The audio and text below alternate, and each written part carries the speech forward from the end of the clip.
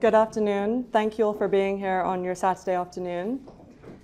I first encountered the work of Sarah Brahim in 2021 while working on the inaugural Diriyah Biennale in Saudi Arabia. The multi-screen dance choreography was captivating, at once highly polished, but also incredibly raw. It was clear her practice was going to be carrying a profound sensitivity to the body, memory, and place, one that resonates long after you encounter it for the first time. This seemed incredibly pertinent in the context of Saudi Arabia. Having followed her practice since, I traveled earlier this year to see her work at the Grand Palais. Deeply moved, I was reminded of the work of Shirin Neshat, another artist who has long been a part of my life. Today, we bring their voices together in dialogue. Shirin Neshat, whose powerful films and photographs have been shown in many of the most important museums and biennales around the world, from the Venice Biennale, where she won the Golden Lion, to Guggenheim, Tate, LACMA, and countless others.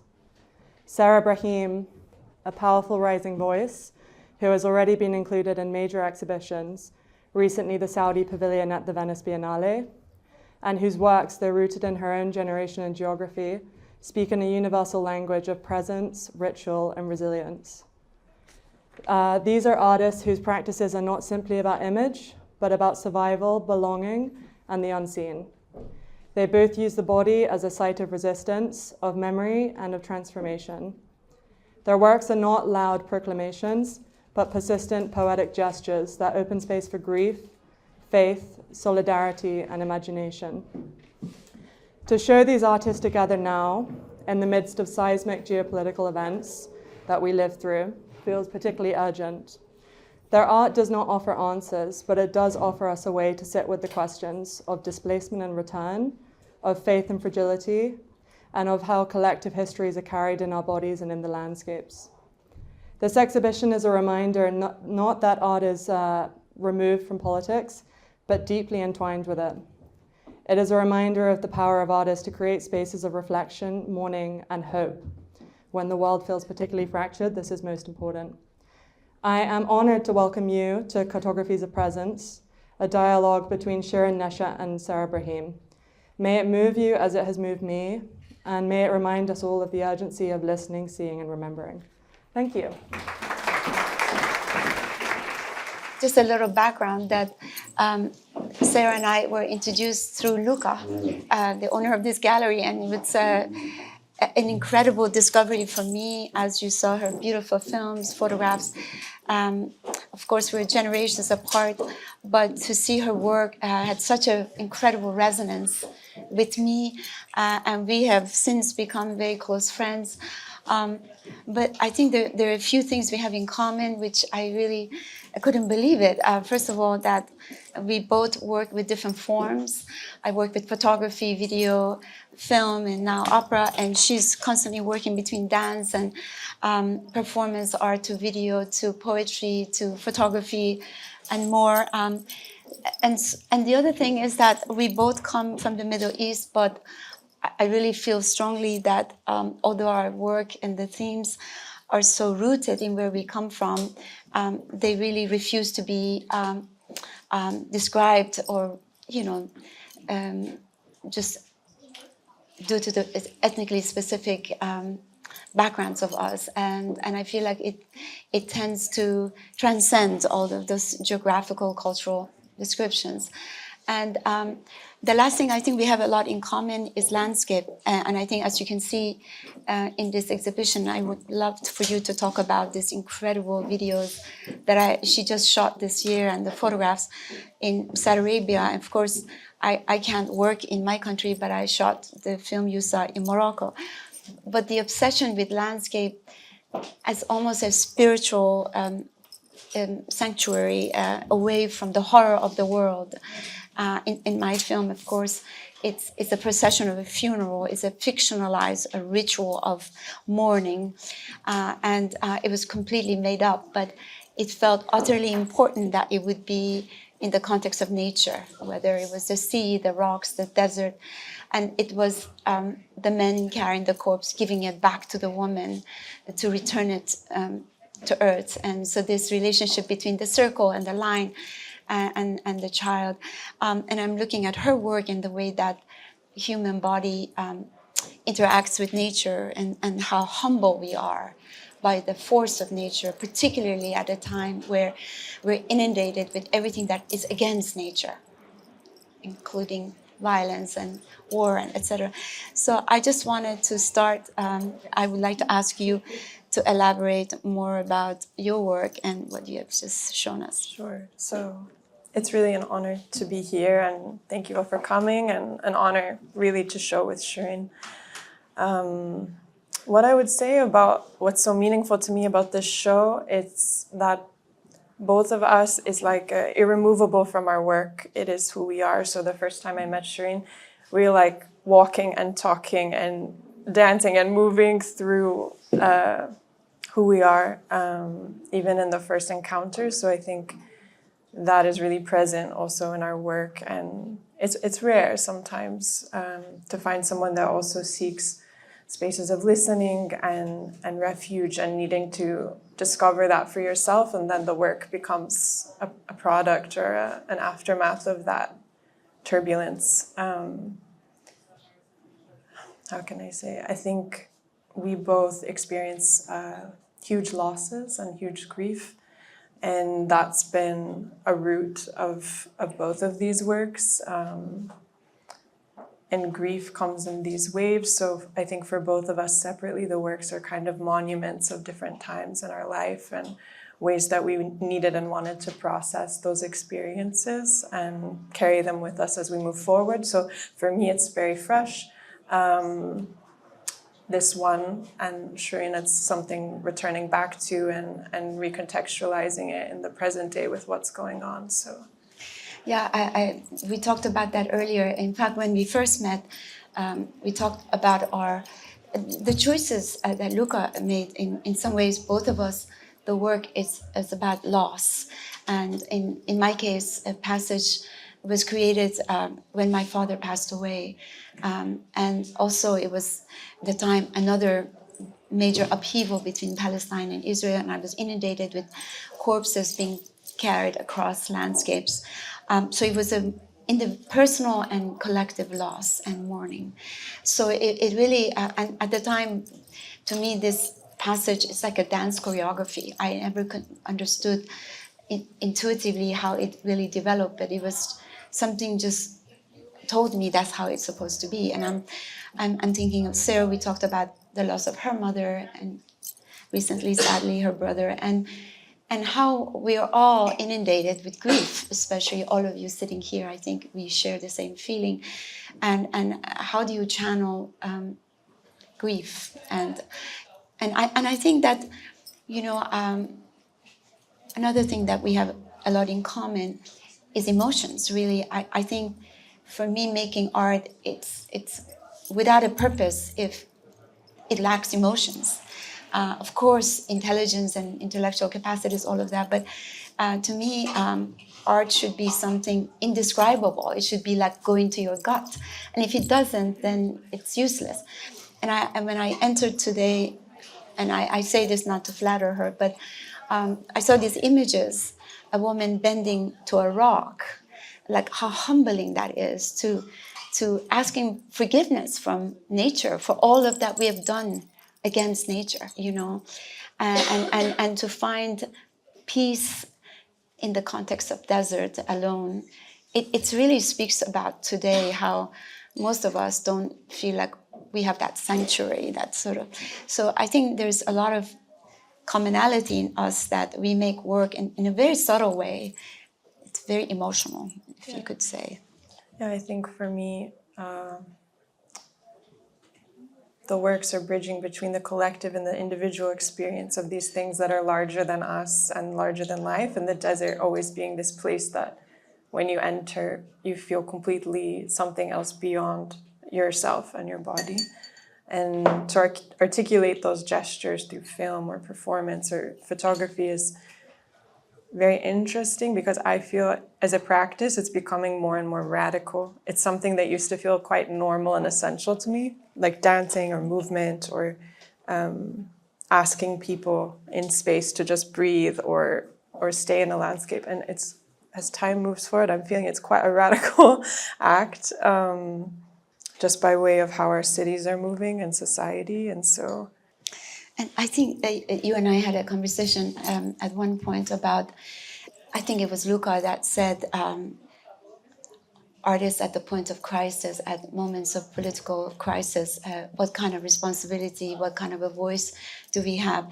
And it's a really great dilemma, because as you see, the work that you saw are very indirect. They're not, so how do you articulate an emotion, a message, a meaning about what you're experiencing in the world without being a propaganda, without being something that is already known?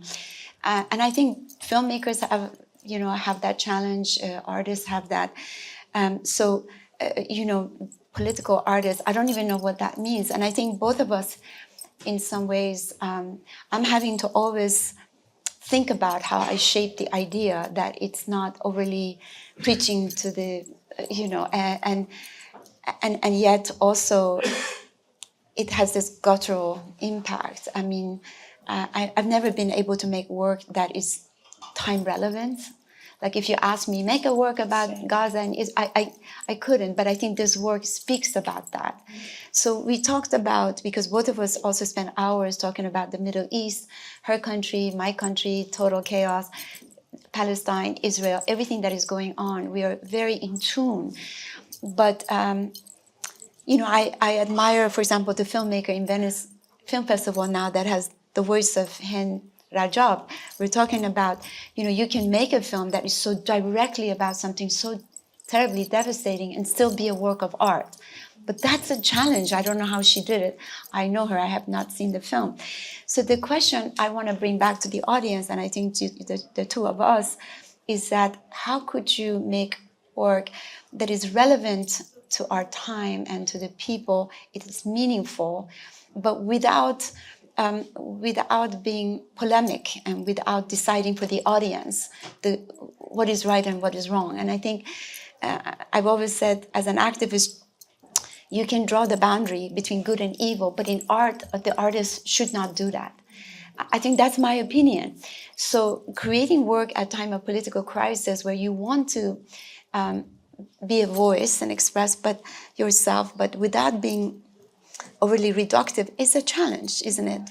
I think, yes, I agree with you. I think my perspective was coming from dancing since I was a child and not directing or conceptualizing something. So as a dancer, even when you're a kid, you have to show up every day, mind, body, spirit, and it doesn't matter what's going on at home and it doesn't matter what's going on in the outside world. And so I think for me, that spun into all my other practices, which is the work is to just keep doing the work and to always be in tune. And that's so difficult. And then things become relevant in different moments and different phases.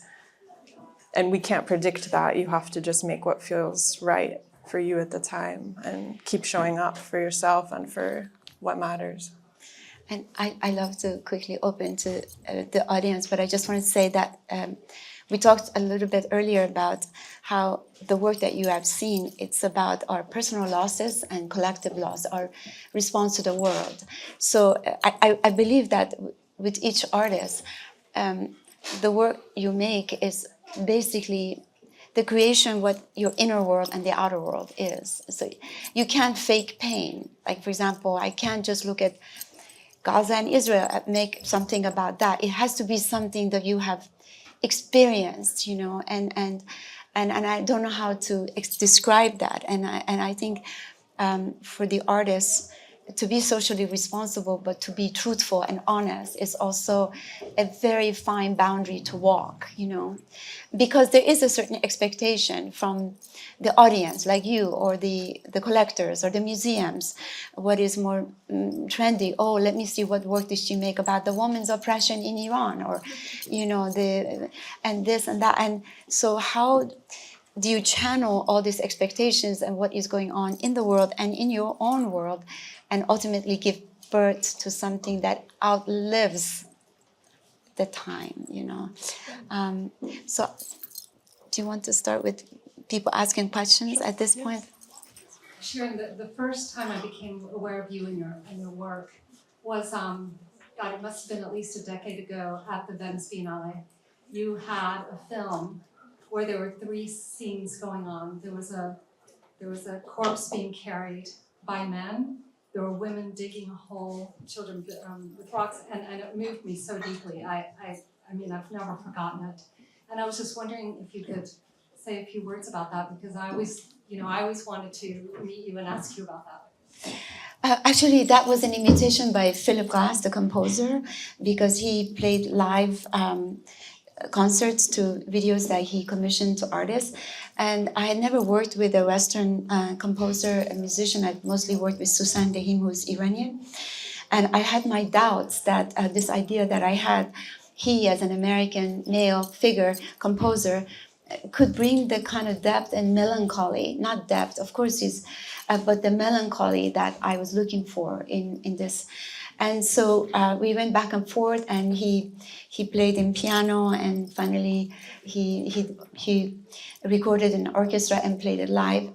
But I was explaining again, this developed very intuitively, and it to me this is like Rapture and some of my other videos, like Sarah's work. It's really fundamentally is a kind of a dance, it's a choreography, it's a movement of people, and it's very graphic.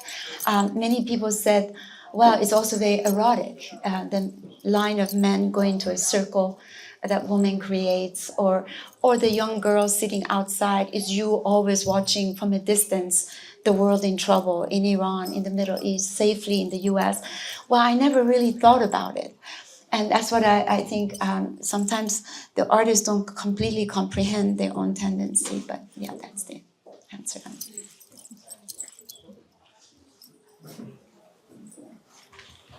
Shall I just say it? Yes.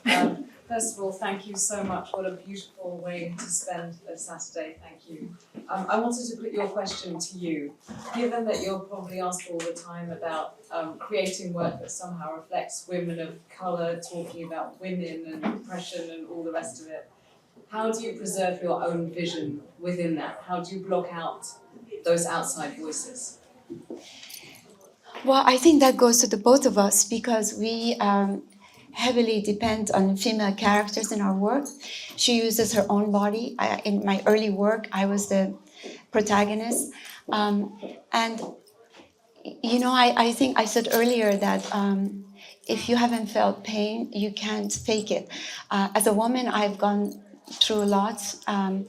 I've suffered a lot I'm living in exile from the country because of my work.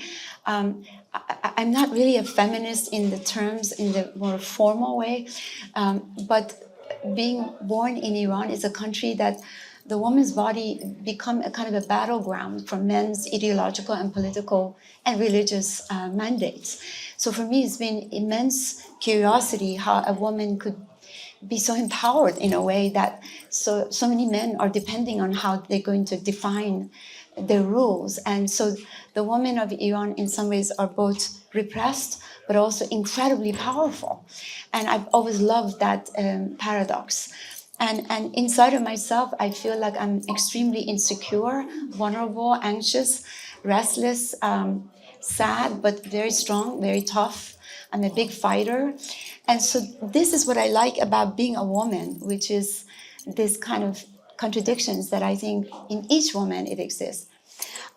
Maybe you can talk a little bit about what it's like to be a woman artist and using yourself and your own.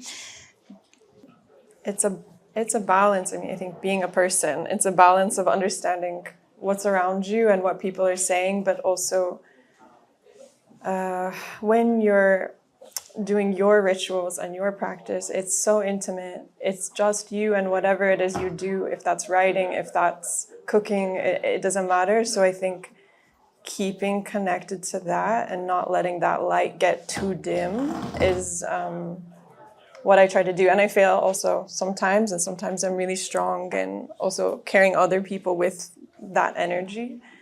But I think there's some type of inner truth we have to connect with, and that helps, rebalance what's outside of us and what we really want to put out as well. But I think you can look at her life and mine.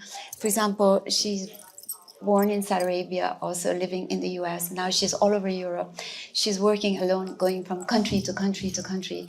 She is like a hardworking woman who is like paving her path.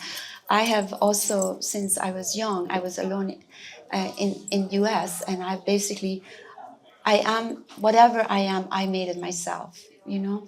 So it takes a lot of courage, I think, to pave. And also, we keep taking a lot of risk. I'm doing an opera now. God knows, I'm really scared.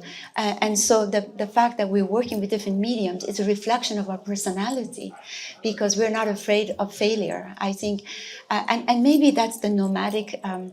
The nomadic life that we have also sort of reflects on nomadic relationship to the medium, because we really don't want to be defined as a photographer, a dancer, this and that.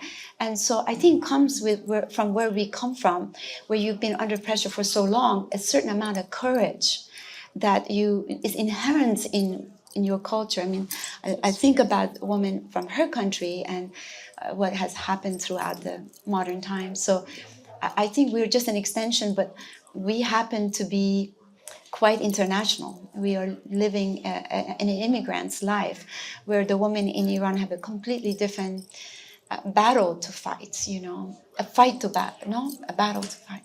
A battle to fight. So we're fighting different battles, but we're constantly confronted by struggles and issues, I think.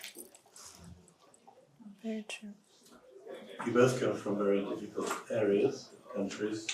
The world in the West is changing, the US, particularly the UK. Are you finding the reaction to your work is more difficult here as you would in your own countries? You want to start with that? Oh, no, I don't find a difficult reaction. I find a thirst. I feel like people are quite hungry for story and performance, especially, or durational, time-based work that is kind of serving as a sanctuary or an escape from news or like clickbait media. So for me, I feel it's getting stronger, actually, and especially in the Arab world, I feel like there's such a regeneration and kind of a homecoming of modern storytelling mixing with ancient styles of storytelling. But I haven't felt that there's any type of like reaction that's different here, I think. You know, I always say that I'm more of a New Yorker than I'm an Iranian, because I've lived in the US for so long. My education is Western. And therefore, it is very difficult for Westerners to sort of show that kind of reaction to me, because my work is quite conceptual. It's poetic, but it's quite conceptual. And so, yes, there's a lot of the themes and the narratives are so rooted in other non-Western cultures, but I don't have any problems. In fact, I have problems when people try to reduce me to this Muslim artist or this speaker of the woman of Iran, which I think is completely false, because I haven't even lived in Iran for so long. So earlier, she and I were talking about how we are, in a way, an example of artists who tries to defy that kind of descriptions, this kind of, you know, through our work, not the way we describe it, you see. So, no, I haven't had any problems, but more from the country of Iran, perhaps. I was thinking more of just increased pressures because demographically countries like the UK are changing, where like people are getting pressures to censor themselves. Oh, yes. Well, I don't think any of us makes that kind of work. But for example, I have to say that I was surprised the fact that I'm Iranian. I won't name the country, but like that country would not collect my work because I'm a Shia and not a Sunni, and that was really shocking to me that that there's that kind of discriminations. And so yes, or perhaps you know, as an artist. As non-Western artist, there's a certain plateau that you can reach, or maybe certain museums won't take you as seriously as a white male, female Western artist. But I've never really been bothered by that. To Saudi and Iran are very different. Sorry, I'm Iranian and I've been to Saudi, so I don't know, I don't think Shirin has been.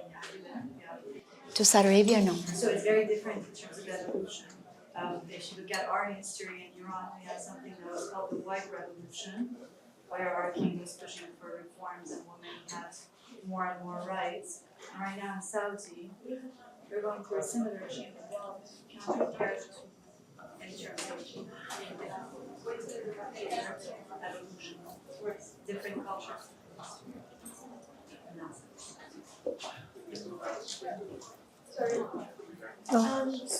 I wanted to ask about a kind of ancestral knowledge that I see being played out in both works. I think with your work, Shirin, seeing the young child and these sort of rituals enacted by the kind of older generation within the community. And Sarah, you're speaking in your work about your breath being the same as your mother's breath. So I just wondered if you could speak to that a little bit. Sure. I had a privilege to work in this desert of Al-Ula for many years.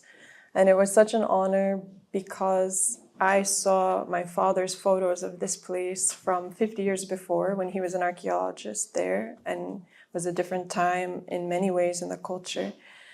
And then beyond that, I learned so much from local people, from stories growing up. And so finally for me to go there and make work, it's something unexplainable, but I think also if you're not from there at all, when you lay down and you sense the place, it gives you a lot of information. If you breathe and you feel a lot of life that was there, good and bad, religions, languages, rituals.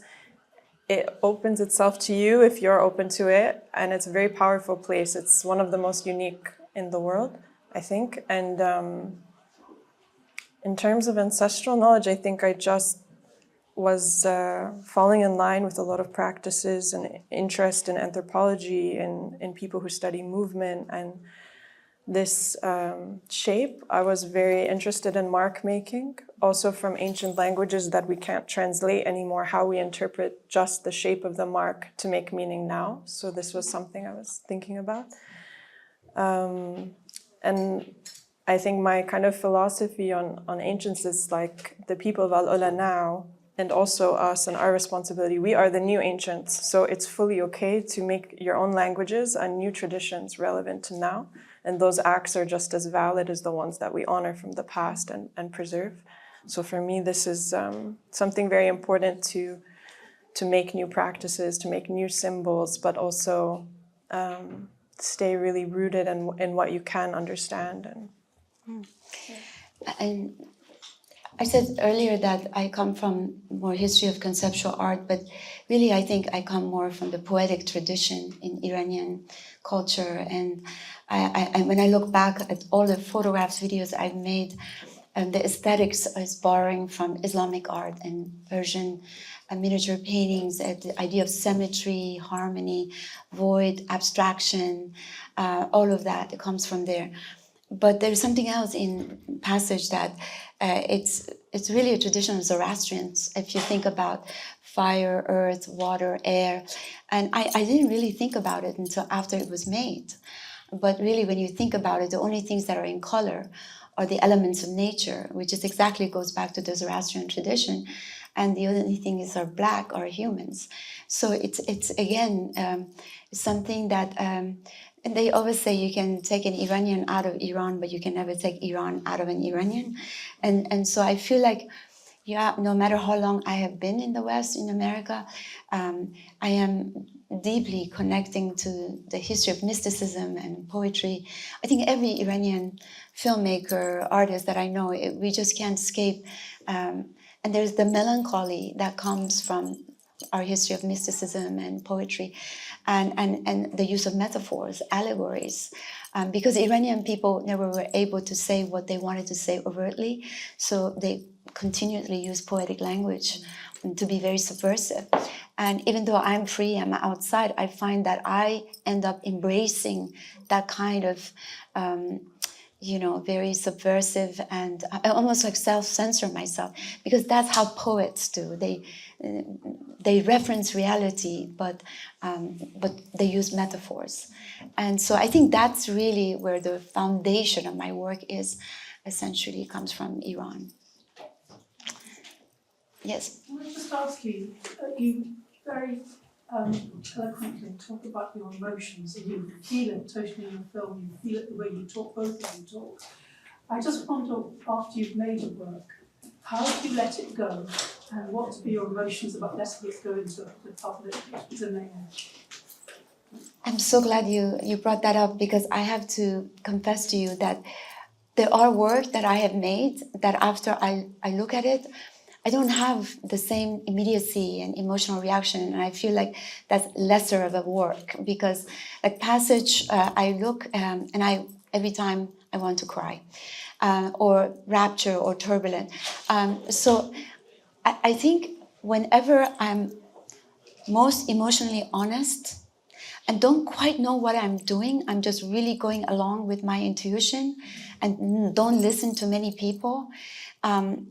It's obvious, I think it was Tarkovsky said, an artist is just a servant to their subconscious, you know. You just have to accept that there is a great amount that grows in your subconscious and just go with it. But sometimes you think about the audience. Oh, well, maybe they don't understand if I go this way or that. And I find the weaker work that I have made, which are plenty, are the ones that are not that truthful to my own emotional construct, you know.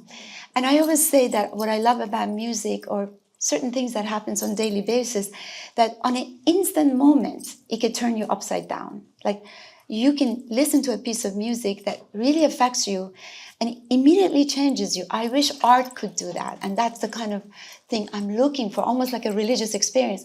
But it's really difficult to achieve. Because how do you know that your emotional construct or relation to the world affects other people? There's a lot of people in the art world who don't really like emotional work. You know, they don't want this much emotions. So it's whenever the artist becomes more calculative, I think the work goes wrong. That's at least in my work. And whenever it comes from my guts, it works. And it's never perfect. Like I was watching these videos, I could have edited it. But it's not about that. It's not about perfection, but it's about the honesty. Do you have same experience? I don't have anything to add. I feel exactly the same way. And I think people want a different explanation and a more calculated, complicated explanation. But a lot of it is just thinking and intuition and like poignancy, like resonance and being connected enough to know. But a lot of things have to come in line with each other for a production to actually, be the way you want. But also, for me, the most meaningful thing is that what I wanted to feel connects with other people and in their bodies as well, and maybe even encourage them to move or to feel their shoulders slightly differently, something passed from myself to another. But I also agree it's incredibly, sometimes coming from you, sometimes coming from another spirit in a way that drives you to say, no, this feels super important right now, this has to get out, this. Hard to explain that.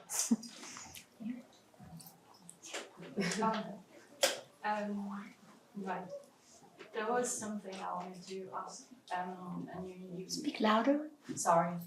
Yes. So, because you both mentioned something about how to make art that touches on the chords of everyone, emotional life or emotional being, so to say.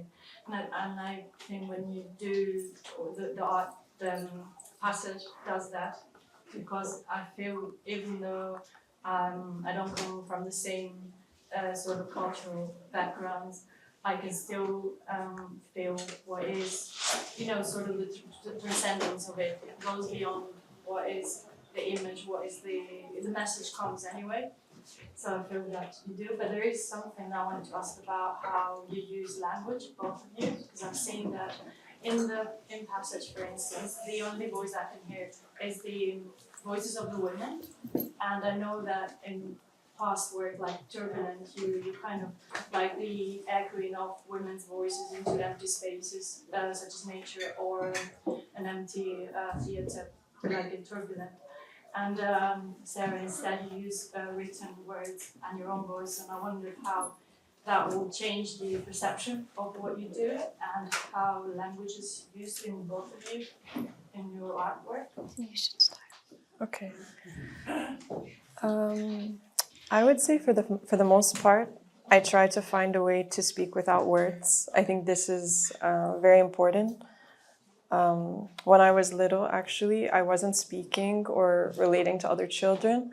And the reason my mom put me into dance classes was because it was a way to make friends and express without speaking. And my first dance class, actually, I got kicked out for talking too much because I really found my place and I was so happy. And that stayed with me as something that's more resonant. Like I would much rather communicate through presence or kind of essential emotions than words.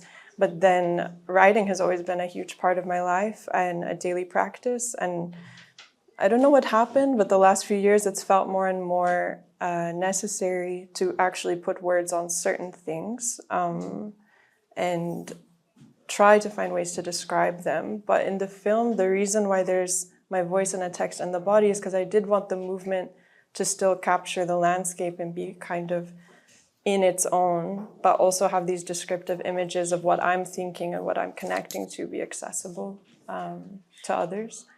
So that's what I would say about language. Yeah, and for me, I've only used poetry in the photographic work. All the poems are by Iranian women poets, and in the videos are songs from Rumi to Hafiz to. So I rely on other people's poetry. But in the case of Passage, I remember going to Philip Glass. I said, I know this is not part of your composition, but absolutely must have the woman's voice. You cannot be digging grave without having some echo, your body. And so he agreed, and we put that in. It was not in the original composition, but I'm terrible with words. That's not true. But just picking up on that, it's quite in the same vibe because I was curious about how you work with sound and the sound of the landscape. In the video, we can hear the wind and we can hear the traces of your steps on the sand. And then, working with Philip Glass was a bit of a special occasion. But in other words, Shirin, you also work with a composer. And so I was curious to hear more about that. Well, music has been very instrumental to my work. Someone mentioned Turbulent, and I always felt that that the music in the work neutralized the political dimension of the work, because so often the themes, the narratives are so politically charged. But the minute you put the music, it's like the calligraphy over the photographs. It appeals to the audience on another dimension. And so, because to me, music is pure emotions and it transcends translation. It really does, even if people don't understand the words. Sound is the same. I also worked with Ryoichi Sakamoto, a fantastic composer, in a movie, Woman Without Men. So I'm accustomed to work with other composers. I mean, I have to say, I confess in front of this crowd that when I first heard Philip Glass's composition for this, I was like too bombastic with all these percussions and this, oh God, because I'm used to very minimal working with Suzanne, where her voice was the instrument. But I must say that it really grew on me with all of this many epic sounds and recording of an orchestra. It still carried that tender, melancholic note that I really was praying that he would end up with. The moment we go down into the grave and you see the hands finally, the way that music works with that always gets me. And that's Philip Glass. He felt it. I didn't have to instruct him. So, I mean, I think it's really working with musicians and composers to really understand your language and the moods that you're trying to create. And that's been a real process for me. And I'm going more and more minimal. Adding to her question about language, maybe it doesn't really matter because the voices of the women just go so well with the rhythm and the music and the movement. Do they actually say something? I mean, what's the meaning behind the word? In Arabic, yes. What do they say? What's the meaning? I asked them, to be very honest, I asked them what they would say if they were digging a ground for their own children. I don't remember exactly because different women were saying different things, but they were actually Arabic, and I. So you don't know the meaning of what they're saying? Because No, it was. We were also edited their voices, so it's not exactly very literal. But I do want her to talk about music and sound and her work. Sorry to interrupt you, because she didn't talk about it. Did you want to say something? I would say in this work, it's very different, like site-specific versus filming in a studio. But music changed my life. It's every part of my life, and I think in the desert, it's important that everything is sounding, especially the parts of the body, like the breath, the heartbeat, the steps, and so you have an entire internal symphony already happening. So for me, I left the sound that you actually hear be the wind, because the wind is what carved the mountains of Al-Ula since a million years, and also moved the sand into the forms that you see. And then I think there's a lot of visual sound that happens that you feel, and each person is adding to it in my body. And so I think there's also a way I try to balance what you hear and what you see in the sound. For composed sound, it's a whole nother thing. I mean, more complicated, but always in relation to the body and each other's bodies. So, yeah. I was wondering if you could speak more about, you talked about how landscape is almost like a spiritual aspect or exploration as part of your work, and I was wondering if you could expand on that, maybe what sort of questions you're going into landscape with, or what questions kind of come back to you. Do you want to start? Sure. I grew up in really dramatic landscapes, so I think for me it's like a continuous exploration of that. But for me, going to the desert the last few years, I was really curious to teach myself how to pray in a way that made sense to me, and over going back to this place and wanting to connect with the idea of prayer. I think what happened is I realized I need to pray with my eyes open and not closed. And this is something that made me feel that connection. So I like to put myself in really isolated places and extreme situation to feel that transcendent or spirit. So in combination with the land and movement is where I really feel that power, or with a big community or a group. So, yeah. We were earlier talking to each other about how we're both obsessed with desert landscape. Obviously, we come from Saudi Arabia and Iran. And I was thinking that, it's so austere, the desert landscape. It's almost very melancholic. And maybe it's the barren, the void, the emptiness, that there's something so deeply spiritual. I'm not sure many of you feel like I don't have the same sensation around a forest or an ocean. I don't have any emotions in that sense. But you take me to the desert, and it's so empty, but it's almost like God is there. I don't know how to describe it. And I was talking about her new photographs, which is, I think they're tremendous. It's really a conversation of her with nature, with the desert, almost again like apologizing. It's like nature becomes like a temple. That rock bending and she's rocking, to me, it's so poignant of a human being bending toward a rock, which suddenly becomes so important and so emotional in the time that we live in, where we are so far away from nature. And I think I can't say enough about the poetics and in this work, and the idea of the isolation of a human being in this vast landscape. It's really, for me, it's pure poetry. And I don't know how else to describe it other than it falls right into the description of mysticism that I grew up with. That is deeply profound and affects you immediately. I only saw these photographs today. It's not to flatter her, but it's just that, it is really a conversation with nature, with landscape. And I think Passage in the Way was a conversation between this morbid scene of people with this beautiful nature, and yeah. by the way, we didn't intentionally wear both black. Talking about mourning and funerals, and I came like this and she came like this. So, but I don't know. You've been such a great audience. Yeah, we were not sure who will show up today, but thank you. I think I just have to say, I feel a great honor to be in the company of Sarah. I started to be an artist when I was 33, and she's only turning 33 on September 10th. So I just want to say to be a little candid about it, but to have this level of depth and beauty in a young woman's work, it's really very promising of a young generation. Also, not only that, but the fact that she's really experimenting with so many different fields simultaneously.